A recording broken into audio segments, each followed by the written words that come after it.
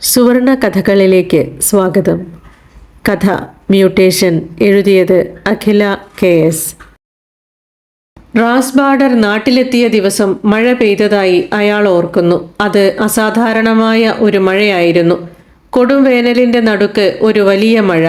ഉച്ചതിരിഞ്ഞ സമയത്ത് പെട്ടെന്ന് മാനം കറുക്കുകയും തെങ്ങിൻ തലപ്പുകൾ ഉലയുകയും ചെയ്യുന്നത് കണ്ടിരിക്കുകയായിരുന്നു മാനുവൽ എന്നു പേരുള്ള ആ പോലീസുകാരൻ. അപ്പോഴാണ് നാട്ടിലേക്ക് ഒരു ഇസ്രായേൽ പൗരൻ എത്തിയതായുള്ള വിവരവും കൊണ്ട് എൽദോ എത്തിയത്. പിന്നീട് ഉച്ചതിരിഞ്ഞ് എപ്പോഴോ ആണ് വിചിത്രമായ ആ പരാതിയും കൊണ്ട് ഡാനിയ വന്നത്. എല്ലാം കൊണ്ടും അമ്പരപ്പിച്ച ദിവസം. പിന്നെയൊരിക്കൽ അയാൾ ഈയൊരു ദിവസത്തെക്കുറിച്ച് ഓർമ്മിച്ചപ്പോൾ ഭാര്യ കളിയാക്കി. മഴയോ എന്ന് ഒരു തുള്ളിയെങ്കിലും പെയ്തെങ്കിൽ എന്തു വേണം? നിങ്ങൾക്കെന്തോ സംഭവിച്ചിട്ടുണ്ട്. ഒരു മൗനവും ആലോചനയും. ഡാനിയയുടെ വിചിത്രമായ പരാതിയാണ് ആ മാറ്റങ്ങൾക്ക് തുടക്കം കുറിച്ചത്. പരാതി ലഭിക്കുമ്പോൾ അയാൾ സ്റ്റേഷനിലുണ്ടായിരുന്നില്ല. മഴയുടെ വരവ് കണ്ടു പേടിച്ച് മക്കളെ കൂട്ടാനായി സ്കൂളിലേക്ക് പോയിരിക്കുകയായിരുന്നു. പരീക്ഷ നടക്കുകയായിരുന്നു. കുട്ടികളുടെ എതിർപ്പ് വകവയ്ക്കാതെ അവരെ വീട്ടിലാക്കിയ ശേഷം തിരികെ വരുമ്പോഴാണ് പരാതി കാണുന്നത്. പിറ്റേന്നു തന്നെ അയാൾ അവരുടെ വീട്ടിലേക്ക് പുറപ്പെട്ടു. പൊങ്ങച്ചം പറയുകയല്ല, പക്ഷേ അന്നാട്ടിൽ പരാതികളും പീഡനങ്ങളും ആക്രമണങ്ങളുമൊക്കെ തീരെ കുറവായിരുന്നു. അതുകൊണ്ടു തന്നെ പോലീസുകാർക്ക് ധാരാളം സമയമുണ്ടായിരുന്നു. ഡാനിയയുമായുള്ള സംഭാഷണത്തെയും പിന്നീടുണ്ടായ സംഭവങ്ങളെയും മാനുവൽ കൃത്യമായി ഓർത്തിരിക്കുന്നു. ഡാനിയ പറയുകയായിരുന്നു, പൂർണ്ണമായും എൻ്റേതായ ഒരു മനുഷ്യൻ, കുറഞ്ഞ പക്ഷം ഞാൻ അങ്ങനെ വിചാരിക്കുന്ന ഒരു മനുഷ്യൻ മറ്റൊരു വിധത്തിൽ പെരുമാറി തുടങ്ങിയിരിക്കുന്നു. എനിക്കിത് പറയാൻ വിഷമമുണ്ട്, പക്ഷേ പറയാതെ വയ്യല്ലോ. നിങ്ങൾക്ക് കുട്ടികളില്ലേ? ഉണ്ടല്ലോ. നിങ്ങളിപ്പോൾ കയറി വന്നപ്പോൾ കണ്ടില്ലേ വലതുവശത്തെ ചുമരിൽ ഒരു ഫോട്ടോ, 2 കുഞ്ഞു പാദങ്ങളുടെ. അത് മക്കളുടേതാണ്, ഇരട്ടകൾ. ജനിച്ച അന്നു തന്നെ എന്തോ വലിയ ജോലി ചെയ്യാൻ എന്ന വണ്ണം മടങ്ങിപ്പോയി. എന്നുവച്ച് മക്കളല്ലാതാവുന്നില്ലല്ലോ. മാനുവൽ തല ചെറുതായി ചലിപ്പിച്ചുകൊണ്ട് അത് ശരിവച്ചു. വിചിത്രമായ പരാതിയാണ് കിട്ടിയിരിക്കുന്നത്. ഡാനിയ എന്ന സ്ത്രീയുടെ ഭർത്താവിനെ കാണാനില്ല. അവർക്കൊപ്പമുള്ള പുരുഷൻ ഭർത്താവല്ല എന്ന് അവർ ഉറപ്പിച്ചു പറയുന്നു. തലേനാൾ ഓഫീസിലേക്കോ മറ്റോ പോകുന്ന വഴി അയാൾക്കെന്തോ അപകടം പറ്റിയിരിക്കുന്നു. മറ്റാരോ അവരുടെ ഭർത്താവിന്റെ സ്ഥാനത്ത് കയറി പറ്റിയിരിക്കുന്നു. ഞാനൊന്ന് അന്വേഷിക്കട്ടെ എന്നു പറഞ്ഞ് അയാൾ എഴുന്നേറ്റു. ഡാനിയയിൽ നിന്ന് റോഷൻ തോമസിന്റെ പല മട്ടിലുള്ള ചിത്രങ്ങളും ആധാർ കാർഡിന്റെ കോപ്പിയും ബാങ്ക് ഡീറ്റെയിൽസും ജോലി സംബന്ധമായ വിവരങ്ങളും വാങ്ങി. ഗേറ്റിനരികിലെത്തിയപ്പോൾ റോഷൻ തോമസ് വന്നു. പരാതി കിട്ടിയ കാര്യം അയാൾ അറിയാൻ പാടില്ല എന്നുള്ളതുകൊണ്ട് മാനുവൽ തന്ത്രപൂർവം പലതും പറഞ്ഞൊഴിഞ്ഞു മാറി. പിന്നെ കയ്യിലുണ്ടായിരുന്ന പല മട്ടിലുള്ള ചിത്രങ്ങളിലേക്ക് മാറി മാറി നോക്കി. വ്യത്യാസമൊന്നും കണ്ടില്ല. പരാതിയിൽ എന്തെങ്കിലും കഴമ്പുള്ളതായി അയാൾക്ക് തോന്നിയില്ല. സ്റ്റേഷനിൽ തിരികെ എത്തി വൈകുന്നേര ചായ കുടിക്കുമ്പോൾ തമാശ എന്നവണ്ണം അയാൾ പുതിയ പരാതിയെ അവതരിപ്പിച്ചു. അയാൾക്കൊപ്പമുണ്ടായിരുന്നത് 3 പേരായിരുന്നു. 2 പുരുഷന്മാരും 1 സ്ത്രീയും. പുരുഷന്മാർ 2 പേരും ഉച്ചത്തിൽ ചിരിച്ച പരാതിക്കാരിയുടെ ഭ്രാന്തിനെ പരിഹസിച്ചു. ഹേമലത ചിരിച്ചില്ല. ആ പരാതി ചിരിച്ചു കളയേണ്ട ഒന്നല്ല. മറ്റുള്ളവരുടെ ആവേശമടങ്ങിയപ്പോൾ ഹേമലത സംസാരിച്ചു. മറ്റുള്ളവർ അവർ പറഞ്ഞതു ശ്രദ്ധിച്ചു. ആ പോലീസുകാരി അങ്ങനെ വെറുതെ സംസാരിക്കുന്ന ഒരാളല്ല. ഹേമലത മുന്നോട്ട് വന്ന് തൻ്റെ സഹപ്രവർത്തകരുടെ മുന്നിലേക്ക് ഒരു കസേര വലിച്ചിട്ടിരുന്നു. ഇതുപോലൊരനുഭവം എനിക്കറിയാം. കുറേ മുൻപാണ്, എൻ്റെ പ്രീ ഡിഗ്രി സമയത്ത്. എൻ്റെ കുഞ്ഞമ്മ എന്ന് വച്ചാൽ അമ്മയുടെ അനിയത്തി ഇതുപോലെ ആളുമാറി വന്നിട്ടുണ്ട്. പുരുഷന്മാർ 3 പേരും ഗൗരവത്തോടെ ശ്രദ്ധിച്ചു. പെട്ടെന്നൊരു നാൾ ആളുടെ ഭാവം മാറി. 2 കുഞ്ഞുങ്ങളെയും കൊച്ചച്ഛനെയും തീരെ ശ്രദ്ധിക്കാതെയായി. ഇവരൊന്നുമല്ലാതെ ലോകമില്ല എന്നും പറഞ്ഞ് നടന്നിരുന്ന ആളാണ്. എല്ലാവരും അന്തിച്ചു പോയി. കുഞ്ഞമ്മ രാവിലെ എഴുന്നേറ്റ് ഒരുങ്ങി അങ്ങ് പോകും. വൈകുന്നേരം തിരിച്ചു വന്ന് നടക്കാൻ പോവും. നാട്ടുകാരോടൊക്കെ മിണ്ടും. മുറ്റത്ത് ചെടി നടും. സ്വന്തം തുണികൾ മാത്രം അലക്കും. തികച്ചും മറ്റൊരാൾ. അവരുടെ വീട്ടിലെ കാര്യമാകെ താളം തെറ്റി. 2 വീട്ടിലും കൂടി ഓടി നടന്ന് അമ്മ മടുത്തു. ഡോക്ടർമാരെ മാറി മാറി കാണിച്ചു. എന്തെങ്കിലും ഒരു പ്രശ്നമുള്ളതായിട്ട് മറ്റാർക്കും തോന്നിയില്ല. ഞങ്ങൾ വീട്ടുകാർക്ക് മാത്രമേ ആ കുഴപ്പം മനസ്സിലായുള്ളൂ. പതുക്കെ പതുക്കെ ഞങ്ങൾ പുതിയ കുഞ്ഞമ്മയെ അംഗീകരിച്ചു തുടങ്ങി. വേറെ വഴിയില്ലായിരുന്നു. പിന്നീട് കൊച്ചച്ഛനാണ് കണ്ടുപിടിച്ചത്. കുഞ്ഞമ്മയുടെ പുറം കഴുത്തിലെ വലിയ മറുക് കാണാനില്ലെന്ന്. അമ്മ അന്ധാളിപ്പോടെ പോയി നോക്കി. സ്വന്തം അനിയത്തിയല്ല അവിടെയുള്ളതെന്ന് അമ്മയ്ക്കും ബോധ്യമായി. പക്ഷേ അതെങ്ങനെ തെളിയിക്കണമെന്നൊന്നും ആർക്കും അറിയില്ലായിരുന്നു. അത് കണ്ടയതിൻ്റെ പിറ്റേന്ന് കൊച്ചച്ഛൻ വീട് വിട്ടു പോയി. പോലീസിലൊക്കെ പരാതി കൊടുത്ത് അന്വേഷിച്ചിരുന്നു. പക്ഷേ അയാളുടെ വിവരമൊന്നും പിന്നീട് കിട്ടിയില്ല. കുറേ നാൾ കഴിഞ്ഞപ്പോൾ കുഞ്ഞമ്മ പഴയമട്ടിലാവുകയും ചെയ്തു.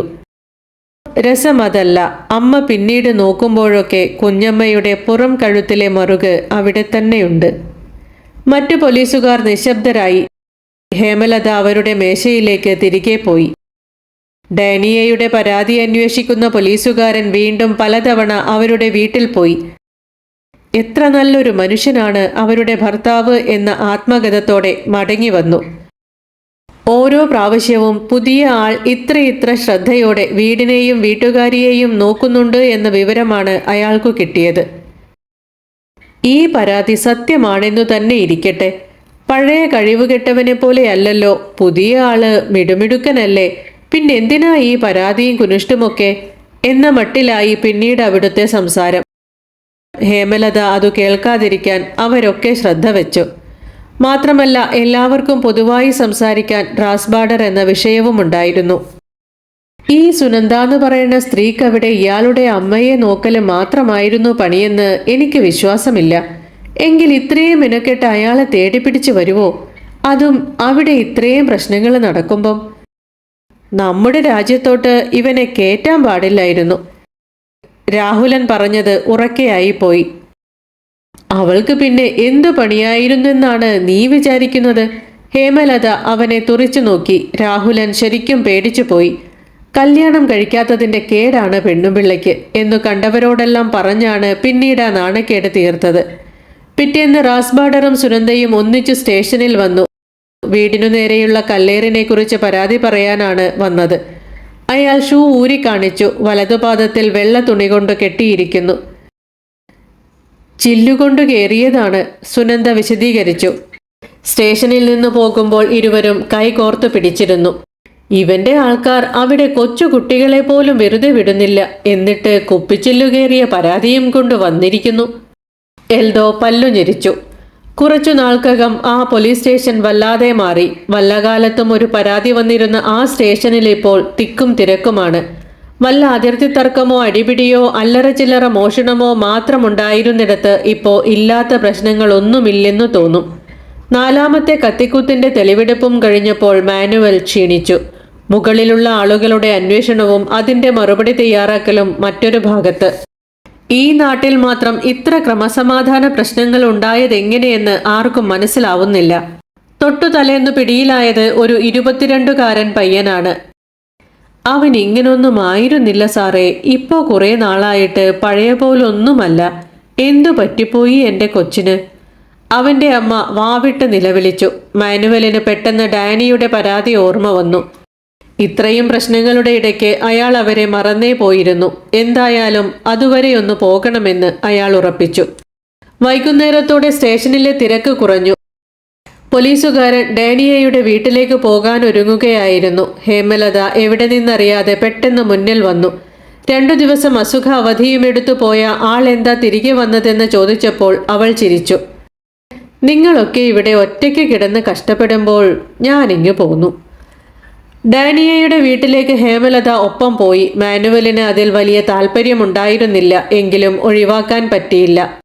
ശബ്ദം കേട്ട് വന്ന് വാതിൽ തുറന്നത് റോഷൻ തോമസ് ആണ്. ചിരിയോടെ അയാൾ അവരെ സ്വീകരിച്ചു. ഡാനി എന്ന് വലിയ ശബ്ദമെടുത്ത് ഉള്ളിലേക്ക് നോക്കി വിളിച്ചു. മുൻപ് കണ്ടതുപോലെയല്ല, സ്വീകരണമുറിയിൽ വലിയ മാറ്റങ്ങൾ ഉണ്ടായിരിക്കുന്നു. മാനുവൽ അതിശയത്തോടെ ചുറ്റും നോക്കിയിരുന്നു. TV യൂണിറ്റ് നേരെ എതിർവശത്തേക്ക് മാറ്റിയിരിക്കുന്നു. മുകളിലെ വലിയ വൈദ്യുത വിളക്കിനു പകരം വളരെ ലളിതമായ 3 എണ്ണം പിടിപ്പിച്ചിരിക്കുന്നു. കനം കൂടിയ ചാരനിര കേട്ടനുകൾ നേരിയ വെളുത്തവയായി രൂപാന്തരം പ്രാപിച്ചിരിക്കുന്നു. മൂലയിലിരുന്ന വലിയ പ്ലാസ്റ്റിക് മരത്തിനു പകരം ചെറിയ ഭംഗിയുള്ള മണി പ്ലാന്റ് പോട്ടുകൾ നിറഞ്ഞ ഒരു സ്റ്റാൻഡ്. അങ്ങനെ നോക്കിയിരിക്കെ ഡാനിയ വന്നു. മറുവശത്തുകൂടി ജ്യൂസ് നിറച്ച ഗ്ലാസുകളുമായി റോഷൻ തോമസും. കാര്യങ്ങൾ അയാളുടെ മുന്നിൽ വച്ച് ചോദിക്കാൻ മാനുവലിന് വിമുഖതയുണ്ടായിരുന്നു. മാത്രമല്ല ഡാനിയയുടെ മുഖത്തെ മ്ലാനത ഒഴിഞ്ഞുപോയിരിക്കുന്നതും അയാൾ ശ്രദ്ധിച്ചു. ഹേമലതയ്ക്ക് അത് മനസ്സിലായതുകൊണ്ടാവണം അവർ ധൃതിയിൽ ഇടപെട്ടു. ഇവിടെ മറ്റു കുഴപ്പങ്ങളൊന്നുമില്ലല്ലോ അല്ലേ? ഇവിടെ എന്തുണ്ടാവാൻ? ഡാനിയ വിടർന്നു ചിരിച്ചു. റോഷൻ തോമസ് ചിരിച്ചുകൊണ്ട് തന്നെ ജ്യൂസിലേക്ക് വിരൽ ചൂണ്ടി അത് കുടിക്കുന്ന കാര്യം ഓർമ്മപ്പെടുത്തി. അല്ല, നാട്ടിലെ അവസ്ഥ അറിയാലോ. ഞങ്ങളപ്പോൾ പൊതുവെ വിവരങ്ങൾ തിരക്കാമെന്ന് കരുതി ഇറങ്ങിയതാണ്. ഹേമലത എഴുന്നേറ്റു. ഒപ്പം മാനുവലും. വാതിൽക്കലേക്ക് നടക്കുമ്പോൾ ആ 2 കുഞ്ഞു കാൽപാദങ്ങളുടെ ഫോട്ടോ അവിടെ ഇല്ലെന്ന് അയാൾ കണ്ടു.